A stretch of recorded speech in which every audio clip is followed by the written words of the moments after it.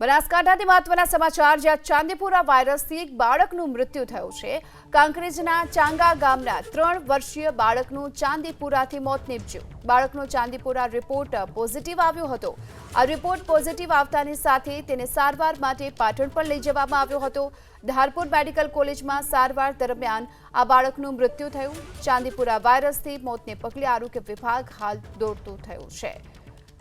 તો કાંકરેજના ચાંગા ગામના 3 વર્ષીય બાળકનું મૃત્યુ થયું છે ચાંદીપુરા વાયરસથી। આ બાળકનો જે ચાંદીપુરાનો રિપોર્ટ છે એ પણ પોઝિટિવ હતો। ચાંદીપુરા રિપોર્ટ પોઝિટિવની સાથે જ તેને સારવાર માટે પાટણ ખસેડાયો હતો। તો તેની સાથોસાથ મહેસાણાના બહુચરાજીમાં પણ ચાંદીપુરા વાયરસથી એક બાળકીનું મૃત્યુ થયું છે। દિલવાડા ગામની ચાંદીપુરા સંક્રમિત બાળકીનું મૃત્યુ થયું। આ બાળકીનો રિપોર્ટ પણ પોઝિટિવ આવ્યો હતો। આથી તેને સારવાર માટે હોસ્પિટલ લઈ જવામાં આવી હતી। વડનગર સિવિલ હોસ્પિટલમાં તેને સારવાર આપવામાં આવી। જો કે સારવાર દરમિયાન આ બાળકીનું મૃત્યુ થયું છે। ચાંદીપુરા વાયરસથી મહેસાણા જિલ્લામાં આ પ્રથમ મૃત્યુ થયું છે। 4 વર્ષીય બાળકીના મોત બાદ આરોગ્ય વિભાગ હાલ દોડતું થયું।